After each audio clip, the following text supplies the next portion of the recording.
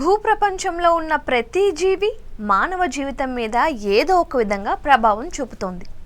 అందుకే ఇంట్లో పెంచుకునే పెంపుడు జంతువుల దగ్గర నుంచి గోడకు వేలాడే చిత్రపటాల వరకు వాస్తు శాస్త్రంలో ఎంతో ప్రాముఖ్యత ఉంది.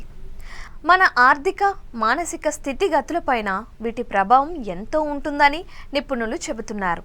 కొందరికి ఇంట్లో ఎక్వేరియం ఉంటే కలిసి వస్తుంది, మరికొందరికి ఇంట్లో కుక్కలను పెంచితే లక్ష్మీదేవి కటాక్షం లభిస్తుందంట. ఇక ఏనుగు బొమ్మలు, గోడ గడియారాలు కూడా మన ఇంట్లోని ఎనర్జీని ఎఫెక్ట్ చేస్తూ ఉంటాయంట. అయితే ఎవరైతే ఇంట్లో 7 గుర్రాలు పరిగెడుతున్నట్లుగా ఉన్న పెయింటింగ్ ఫోటోలను ఇంట్లో పెట్టుకుంటారో వారికి ఇవి శుభాన్ని, సంపదను కలుగజేస్తాయని వాస్తు శాస్త్ర నిపుణులు సూచిస్తున్నారు. 7 సంఖ్యతో మానవ జీవితంలోని చాలా విషయాలు ముడిపడి ఉంటాయి. ఉదాహరణకు 7 అడుగులు, ఇంద్రధనస్సులో ఉండే 7 రంగులు, మహాసముద్రాలు, 7 సప్తస్వరాలు, ఇలా 7తో విశ్వానికి విడదీయలేని సంబంధం ఉంది. ఇక న్యూమరాలజీ ప్రకారం 7 సంఖ్య కేతు గ్రహాన్ని సూచిస్తోంది.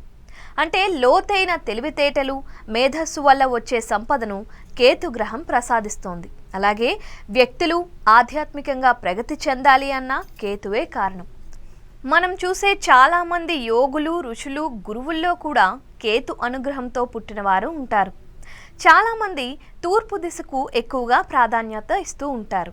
అయితే తూర్పు సూర్య భగవాను సూచిస్తే ఉత్తరం లక్ష్మీదేవి ఆవాసంగా చెప్తారు.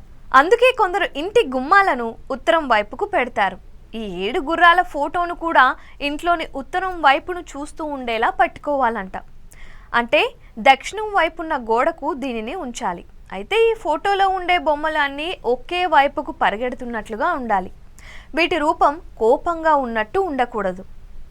మరి ఇలాంటి ఫోటోను పెట్టుకుంటే ఎలాంటి ప్రయోజనాలు వస్తాయి అంటే, ఇలా పరిగెడుతున్న గుర్రాల బొమ్మను ఎక్కడ ఉంచుకుంటే అందుకు సంబంధించిన ప్రయోజనాలను ఇస్తుందంట.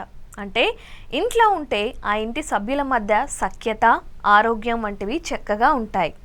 ఇంట్లో ధనానికి ఎటువంటి లోటు ఉండదు అని చెప్తారు. అదే ఈ ఫోటోను వ్యాపారం, ఆఫీసుల్లో ఉంచితే మంచి లాభాలను అందిస్తుందట. ఆ వ్యక్తులు చేపట్టిన అన్ని కార్యాల్లో విజయావకాశాలు ఎక్కువగా ఉంటాయని చెబుతున్నారు.